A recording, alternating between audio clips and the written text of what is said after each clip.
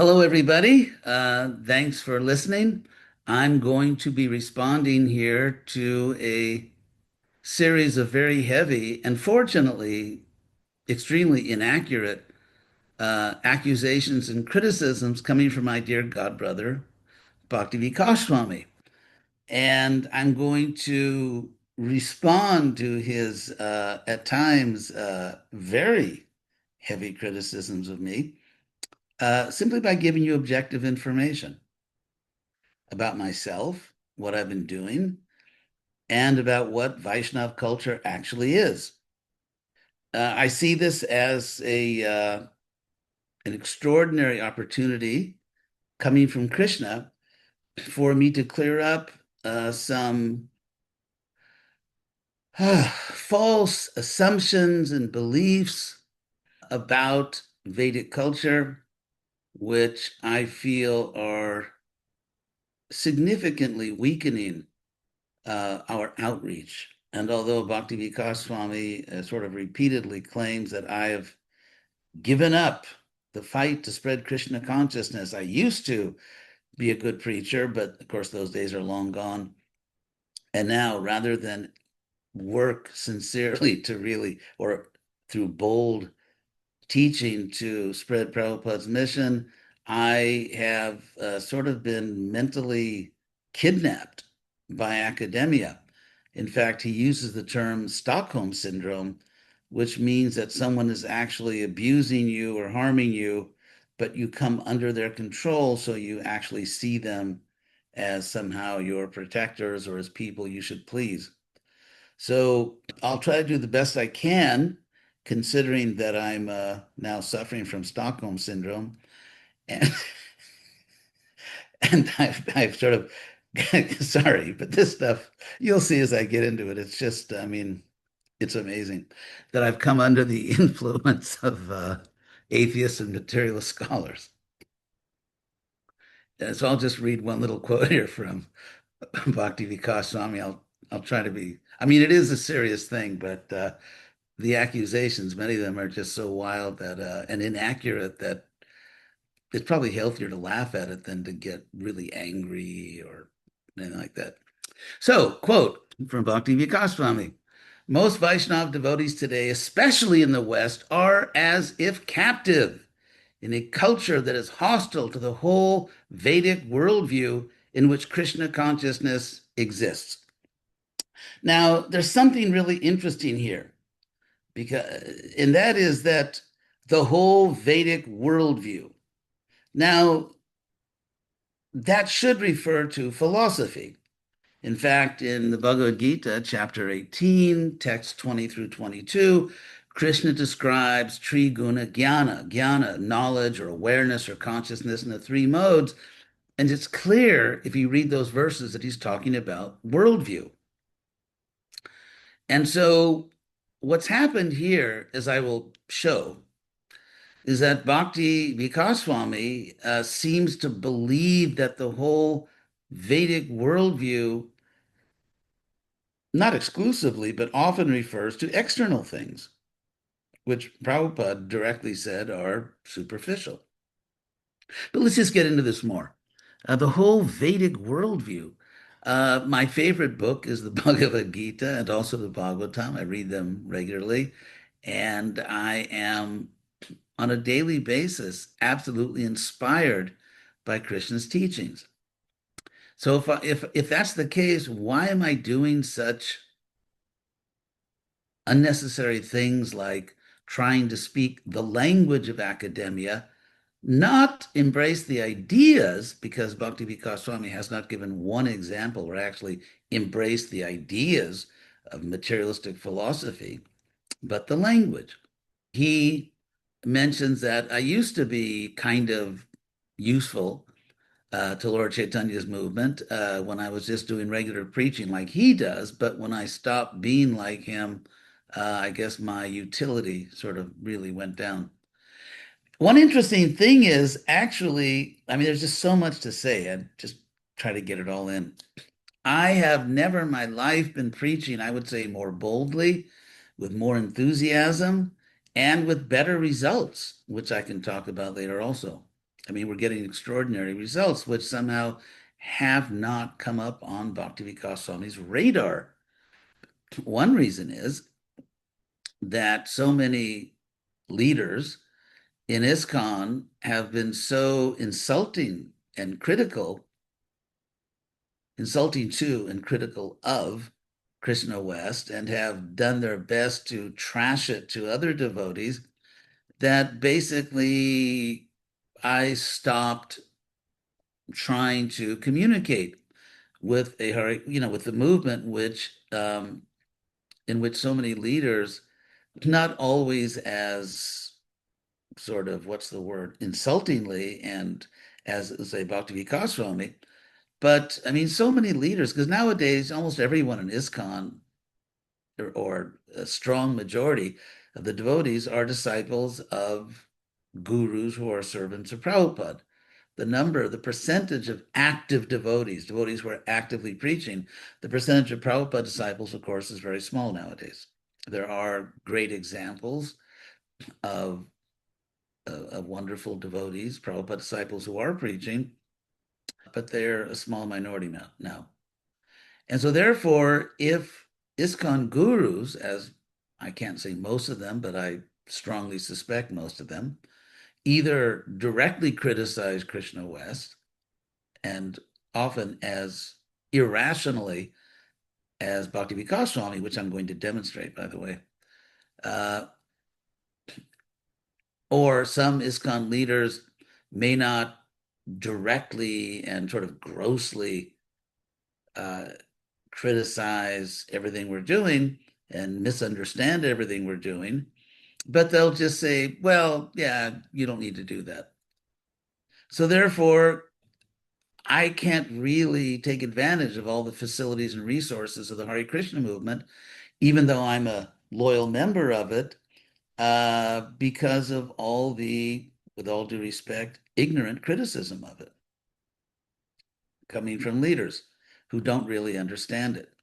So therefore, in this talk right here, and of course, I'm really glad it's like a boil bursting. I'm glad that Bhakti Vikas Swami sort of is the brought up in a spectacular way almost all of the misconceptions, misunderstandings, and even misinterpretations of what Vaishnava culture is. They're all here in one place. So I really consider this to be a great opportunity to respond to them. So let's go on. He says that some influential leaders of Vaishnava society, I'm sure I'm a poster boy for that, are as if siding with their anti-Vaishnav cultural capitals, anti-Vaishnav culture. They're swept up in these secular ideas and progressive values. So progressive has now become sort of a negative. They're swept up in these secular ideas and progressive values and rhetoric. And although Shastra teaches many ways opposite to what the predominant worldview of contemporary academia teaches, those who are supposed to be teaching Shastra, in many cases, they teach against Shastra, or they give the message of Shastra warped. That's a negative. Warped to fit into modern culture, trying to make it more palatable for themselves and for what they imagine will be more palatable for Western people in general. Well, that's a Purnamukha, which in Sanskrit means a mouthful. So, first of all, sorry, but it's anyway.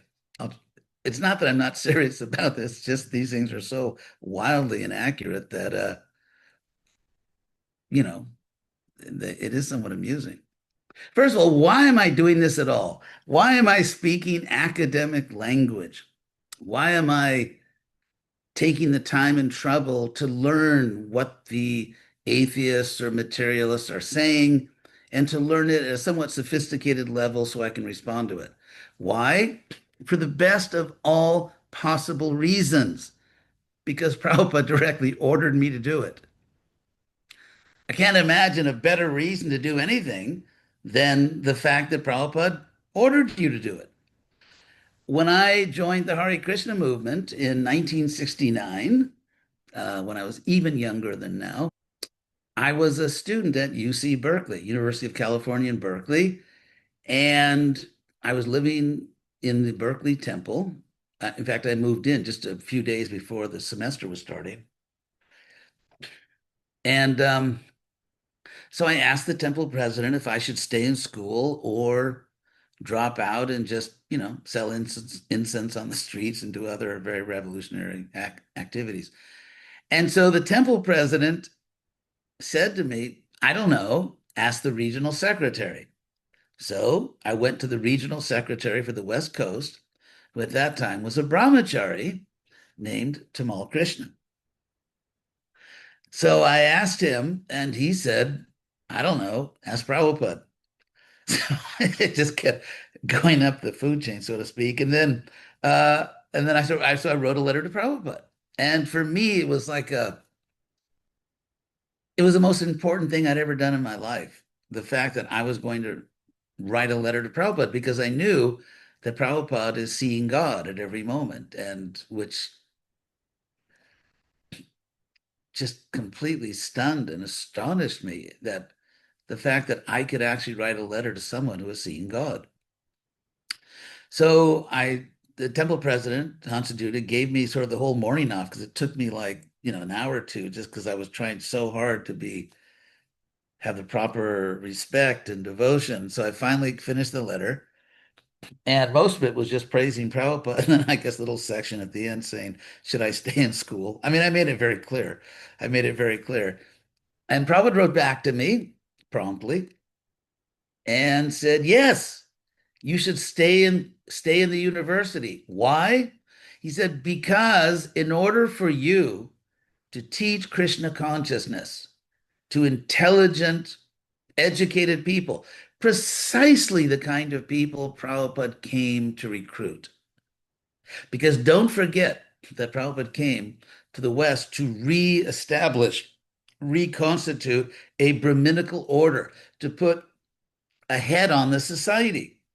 And just as Lord Chaitanya appeared at a time when there were certain norms, certain cultural expectations, requirements for a person to be recognized as qualified to be a teacher in society.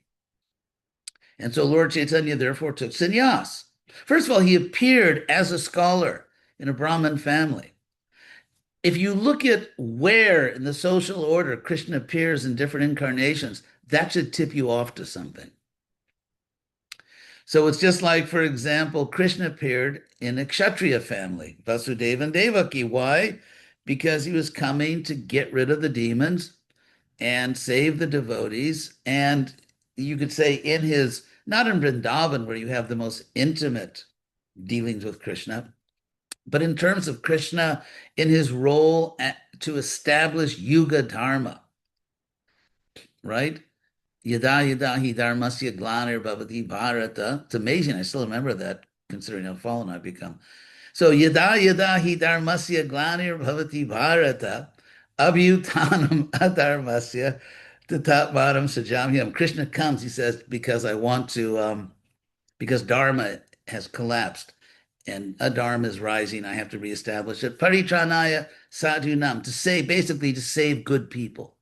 Paritranaya sadhunam vinashaya chadushkritam, and to get rid of demonic people. And so he did that physically. He actually saved people and got rid of demons physically as a kshatriya.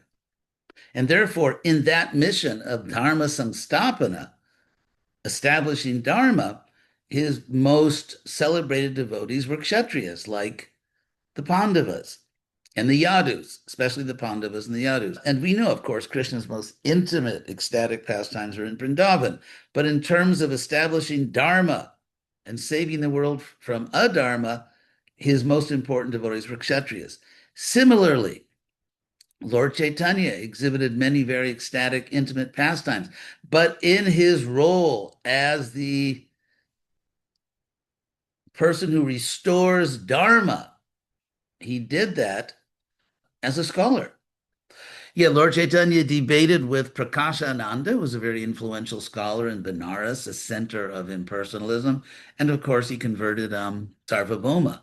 who became an important member of his movement. So he did that. And then look who else he converted, so to speak. The six Goswamis. These were all great intellectuals. They were scholars. They wrote books. They wrote very sophisticated books. So that's how Lord Chaitanya established his movement. Of course, as we know, he did Harinam, in the streets for the people in general. But in terms of the people who became his acharyas, the six Goswamis and uh, and others, they were great scholars. Lord Chaitanya was a great scholar. So here's the point. When we say great scholar, you could say someone could argue falsely that, well, great scholar just means you're expert at the Vaishnav Shastras, Bhagavatam or Bhagavad Gita and so on. But that's not the case. I mean, obviously they were completely expert in those things. But if you read the commentaries of the Acharyas, Jiva Goswami, Sanatana Goswami, Sridhar Swami, before Lord Chaitanya, but a person highly honored by Lord Chaitanya, Sridhar Swami, what you find is that Lord Chaitanya's most important direct disciples, at least in the sense of, because we're Rupa Nugas after all, they were great scholars. And to be a great scholar then didn't mean only Vaishnav Shastra. It meant you were expert in grammar, Paninian grammar. You knew all about even like astronomy. You knew about poetics in Sanskrit called kavya. And Lord Chaitanya showed that in his famous debate with the Keshav Kashmiri Pandit, where the devastating criticism Lord Chaitanya made, which humbled the Keshav Kashmiri Pandit, they were not from Vaishnav Shastras. They were actually just from books, very sophisticated texts on poetics.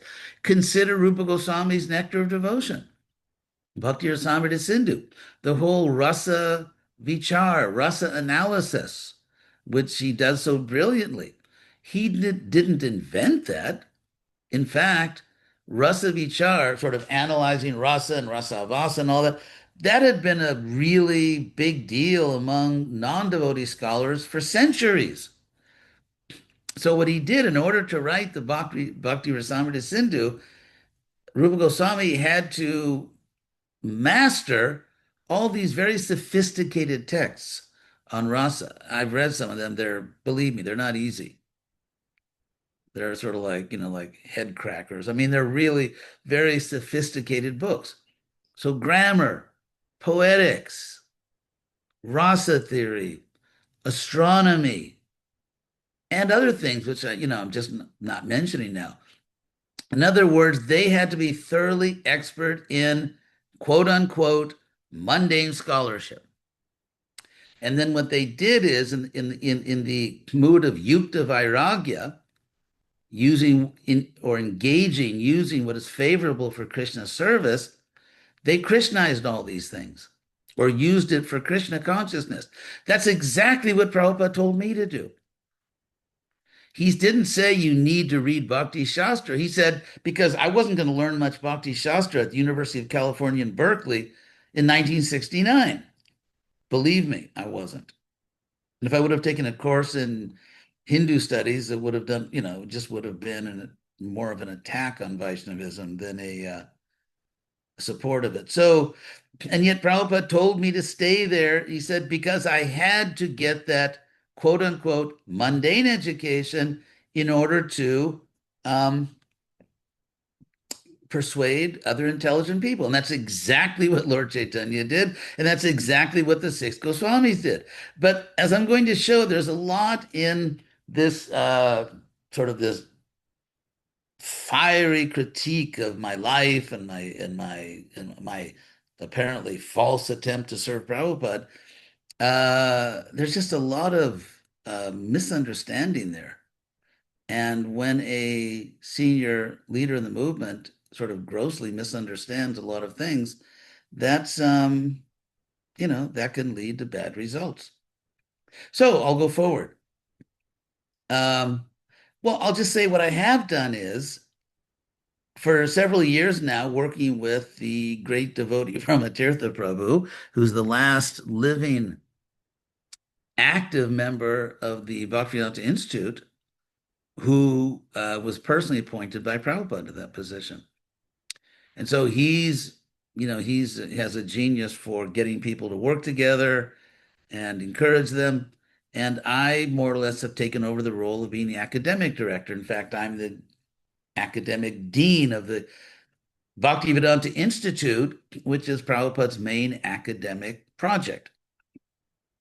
And I have done a lot. I have strongly pushed the devotees not just to engage in, not that they were doing this, but not just to engage in sort of,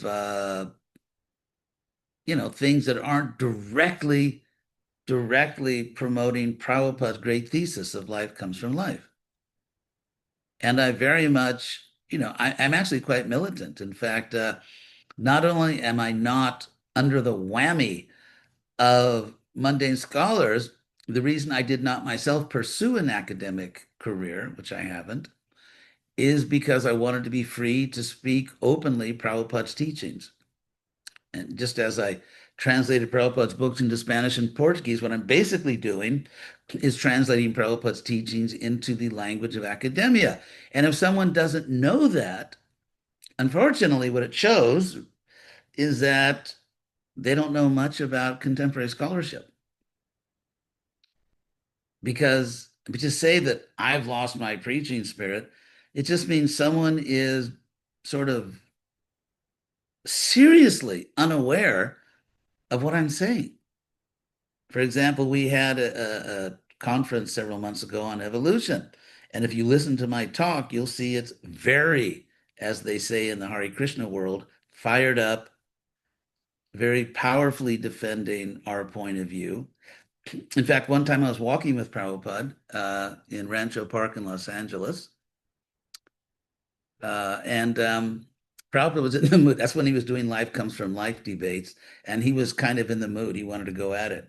So as we were walking, Prabhupada said, I want someone to take the part of the atheist. He wanted to go at it. I want to have another debate. And no one volunteered. So finally, Karundar, temple president, BBT trustee and GBC there, he said, okay. So he started making some points.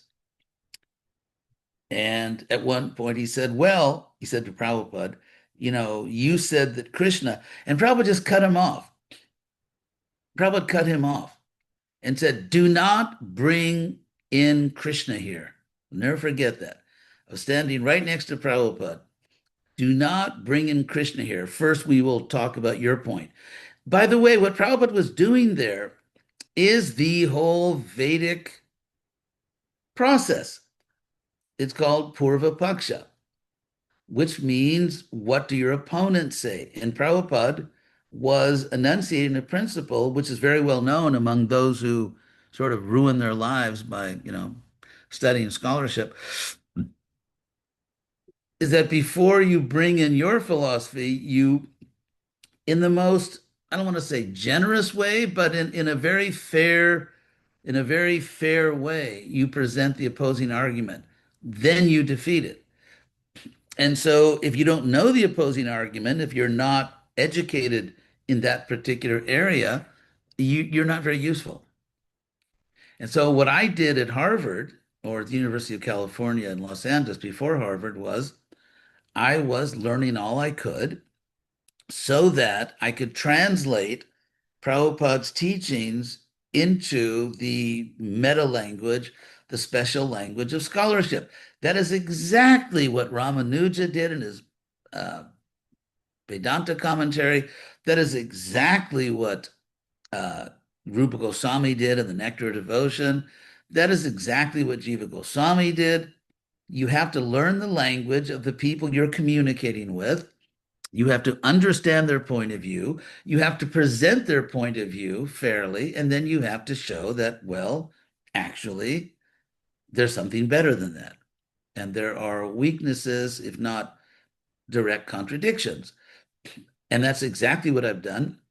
I would say I don't want to sound proud, although maybe that's artificial for me not to sound proud. But The fact is, I think it's quite fair to say that no one in the Hare Krishna movement has come up with as many powerful arguments against atheism. And that's what I've been doing. And I have been faithfully showing how Krishna, his spiritual body, the philosophy of Bhagavad Gita are ultimately perfectly rational and and they're things that a truly intelligent person should accept. That's what I've been doing. As I've said before, I think that maybe we should consider the possibility that Bhakti Vikas Swami and myself are actually in different but parallel universes. Because the HD Goswami that he is so enthusiastically criticizing is definitely not the one on this planet. I don't know where he gets his information. Actually, I think I do know where. He quoted someone from Brazil. Now, what's interesting about Brazil is that there are literally many, hundreds of people, perhaps thousands, of good, intelligent devotees in Brazil that will verify that I've actually been helping them in Krishna consciousness directly. But Bhakti Vikas Swami, showing the incredible rigor of his methodology, has found one person who I think I know who it is. And if it's that person, it's not very complimentary. Has found one person out of hundreds and thousands that has a lot of bad things to say about me. And before publicly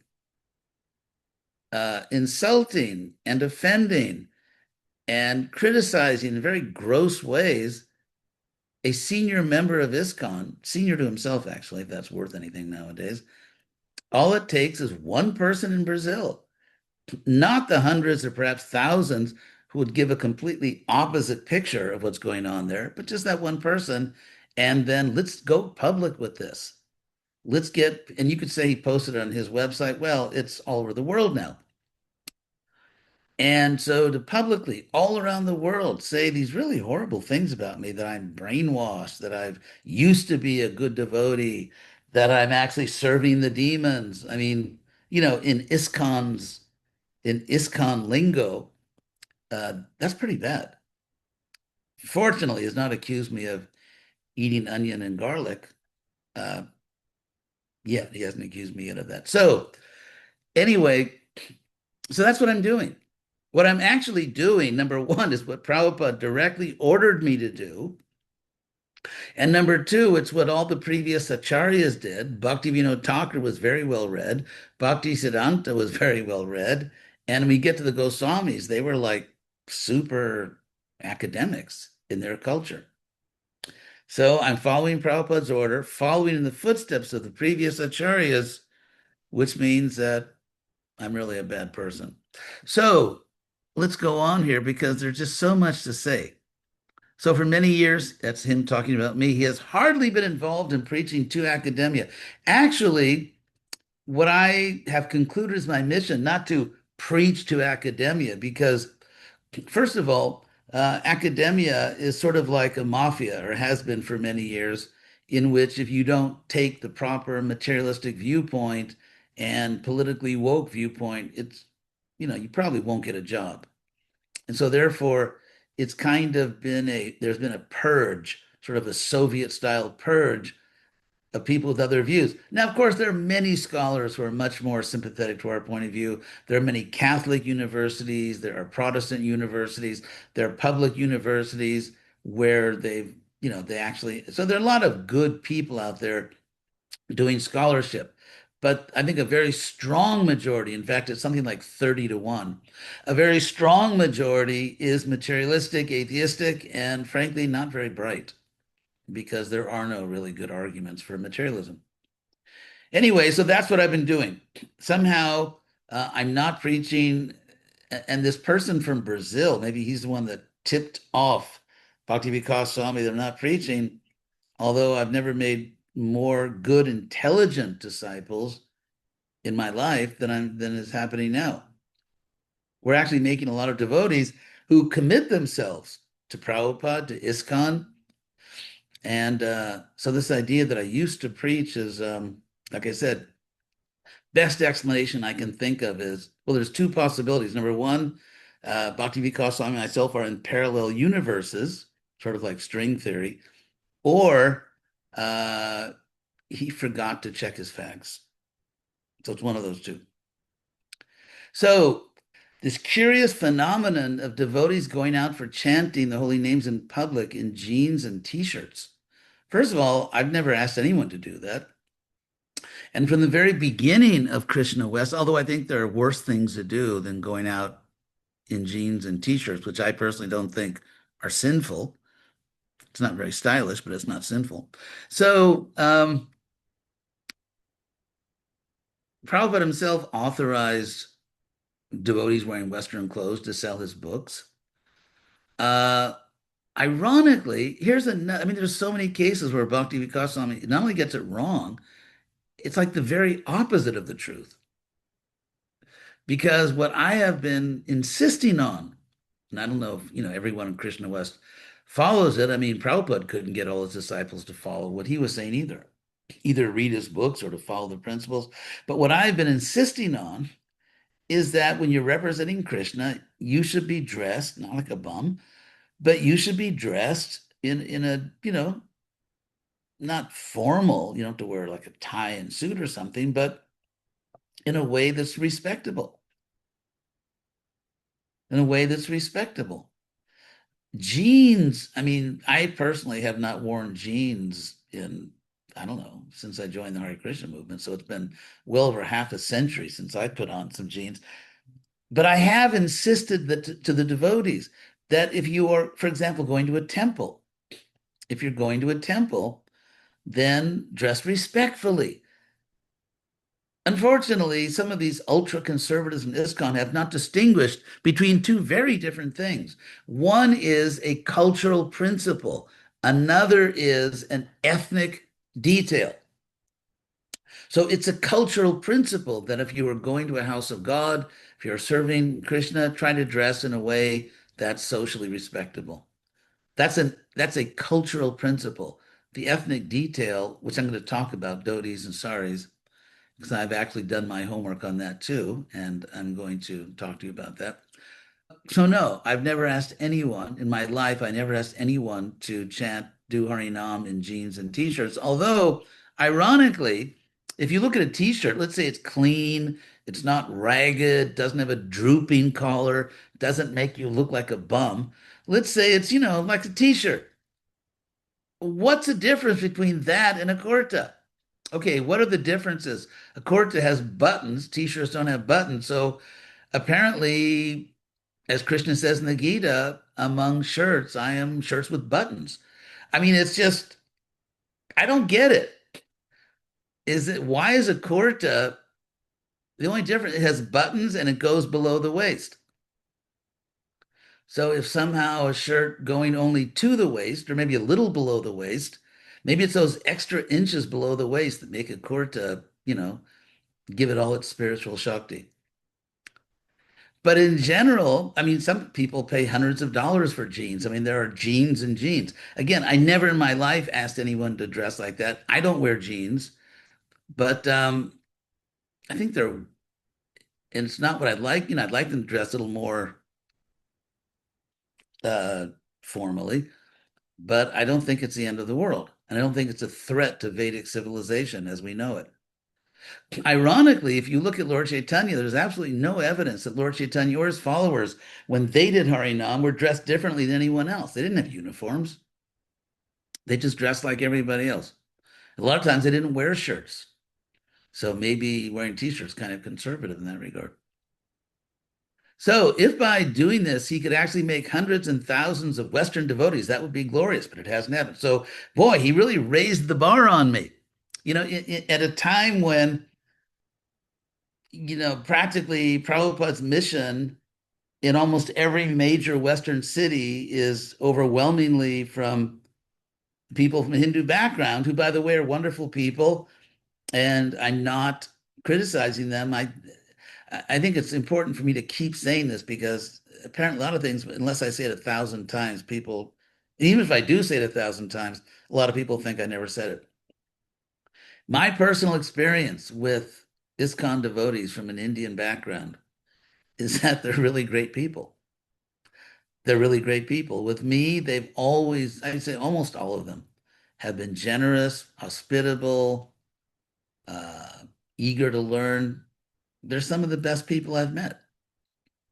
And so I have absolutely nothing to criticize in our large Indian congregations all over the world because most of them are really great people.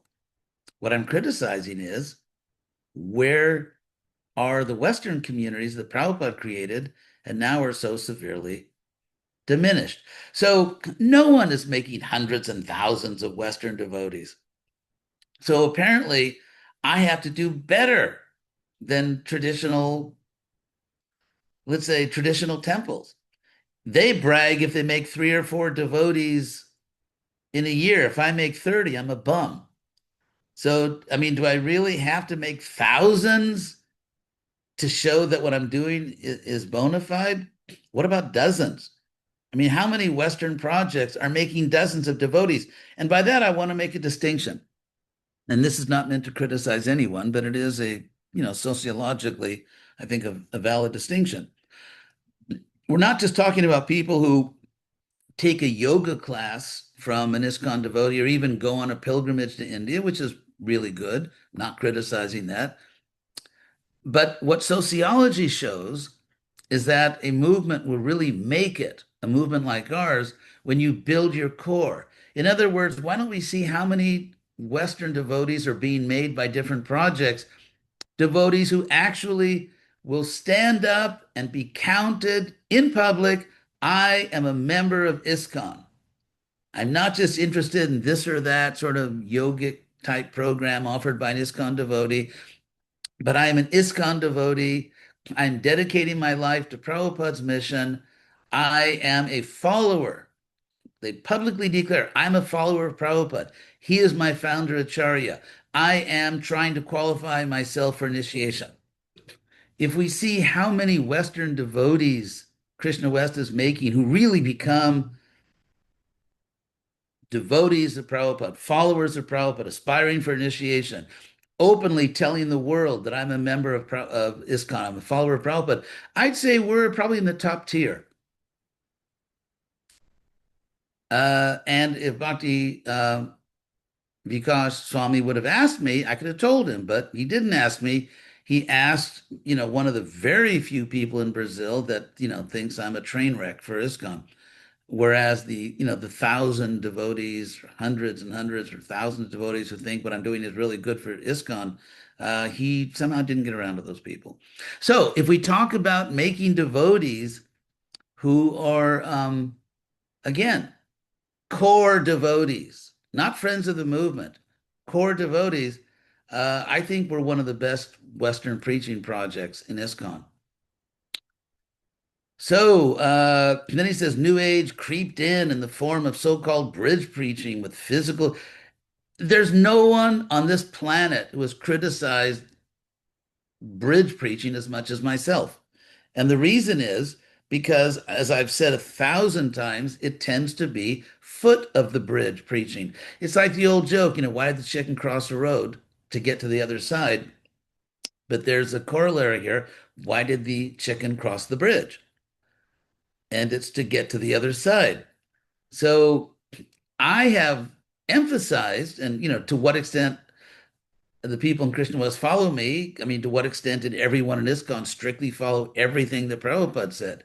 Like, for example, you should give second initiation to women. There's an example of Prabhupada personally stating something, doing it himself, but Bhakti Vikas Swami thinking that he knows better. Well, I don't think I know better than Prabhupada. And what I will show, sorry, this has been going on forever, but everything I'm doing, I can trace back to a direct statement of Prabhupada or many direct statements of Prabhupada strongly encouraging it. So, bridge preaching, physical yoga, I it's funny because I have many disciples that teach physical yoga, and of course they're very good devotees, and I support them. And I never say you can't do that, but what I've always emphasized is that's not the center. That can't Physical yoga cannot be the central outreach program for the simple reason that it limits you to a very small group of people, and I go into the whole sociological analysis, academic studies of who takes yoga, the fact that it's 80% women. If it was 80% men, it would be the same problem. And, why people take. So, anyway, to say that I'm sort of pushing ISKCON or devotees to do preach with physical yoga is like wildly inaccurate. It's like, it's kind of comically absurd. Although again, I don't criticize devotees that teach physical yoga because I know many of them are, excellent devotees. It's just not something I have ever emphasized. Alternative theories, alternative therapies. I am, and I know many people will probably lose faith in me for saying this, but I'm kind of allopathic. So mundane and bogus psychology. Well, we don't need mundane and bogus psychology because the Bhagavad Gita has the best psychology. Again, a devotee's letter that in Brazil, hey, guess what? ISKCON is just saturated with astrology and Vastu Shastra and all this, stuff. And probably I've been the biggest person, the person that's most pushing back. So to say that I'm behind all this, whoever wrote, notice that he said a devotee's letters, one devotee, not the thousand who will say no, that's all nonsense, but the one, and I think I know who it is, and if it's the person I think it is, so it's not someone that is going to make Bhakti Vikas look good. The letter writer also argues that Brazil BBT has suffered both in quality and quantity of books. This is because HDG has lost faith in Srila Prabhupada's books, and that's filtered into the BBT, who indirectly are discouraging their distribution. So the BBT is discouraging distribution. Um, no, actually, despite what this fool said, and he is a fool, I have not lost faith in Prabhupada's books. I read them regularly, and I say all the time to anyone who listen is that no one can match Prabhupada's spiritual potency. There are no books anywhere in the world that are spiritually, Krishna consciously powerful as Prabhupada's books.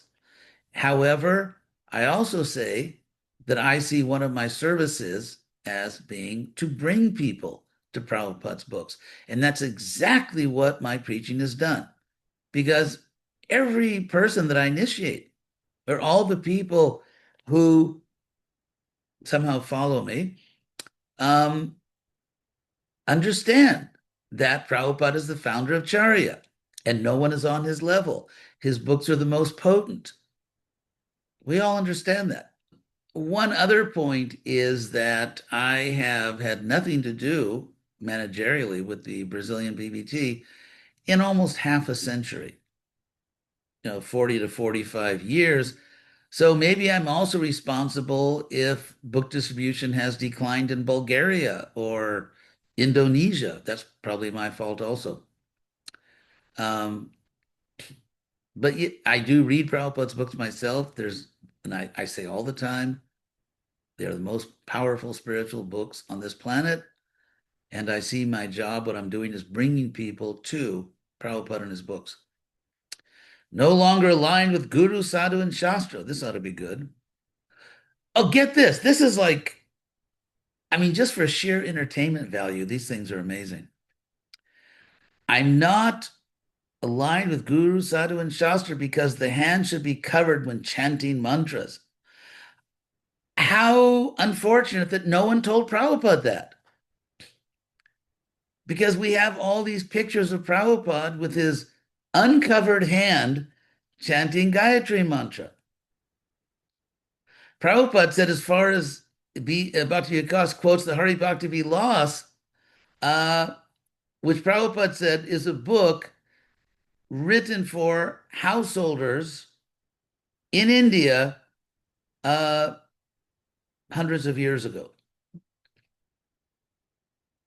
In other words, just as Rupa Goswami sort of took over the whole rasa vichar movement, which was a big deal back then among intellectuals analyzing rasa, and Rupa Goswami just powerfully Krishnized it, so he just sort of took over that whole domain. Similarly, India was very ritualistic at the time, and so the Hari Bhakti Vilas, among many other things, sort of Krishnizes it, and Prabhupada said he placed three conditions on it that it is for householders in India in that time.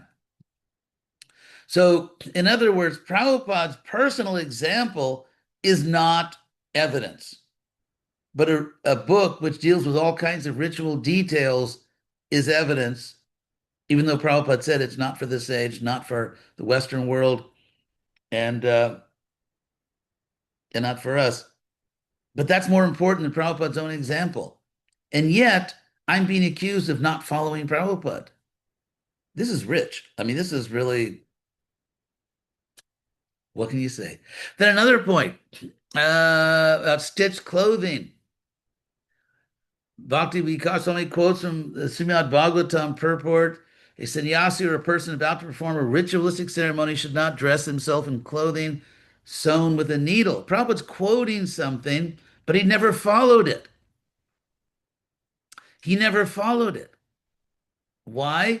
Because as he explained to Allen Ginsberg in the famous long conversation they had, Prabhupada is just giving us a picture of this culture, but personally, he never followed that. We have many pictures of Prabhupada installing deities, uh, you know, worshiping deities with stitched clothing. So if Prabhupada mentions some ritual detail, I mean, he mentions a lot of things. You can find Prabhupada, for example, translating verses in the second canto, other cantos that talk about very sophisticated, impossible yoga techniques where you're lifting, the life air here and there, you shoot it out the head. And Prabhupada says that you should do this.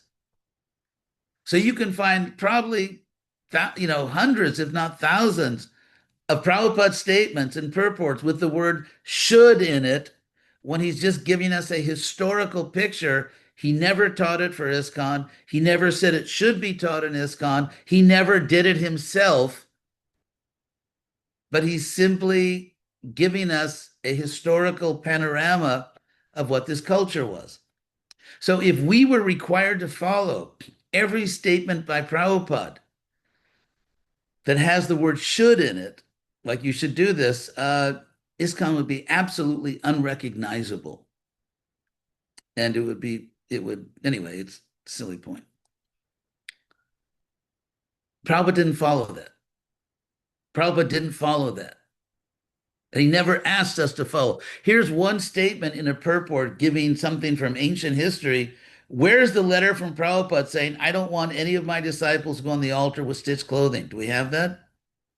Do we have Prabhupada taking this ancient ritualistic detail and applying it to us, saying, now I want my disciples to do that? I don't think we do.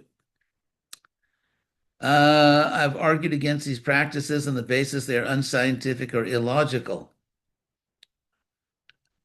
I have to admit, it is kind of, it's sort of a ritual thing that made sense to people at a certain time in history. Maybe they had a reason. We don't know the reason. Maybe there'll be a good reason. But anyway, my attitude is quote unquote spiritually suicidal. Maybe I'm a ghost, maybe I'm dead and don't know it, right? Like in those ghost movies where someone actually is dead but they don't know it. Then the people around me must be ghosts because they actually hear what I'm saying and we communicate. So maybe they're all ghosts too. So this attitude, I think that directly violating Prabhupada's standards in an area where he did say over and over that you should do this, such as giving second initiation to women, and then directly refusing to do what Prabhupada did, even though he did it and told us to do it. if you want to talk about something spiritually damaging, I think that might be a good candidate.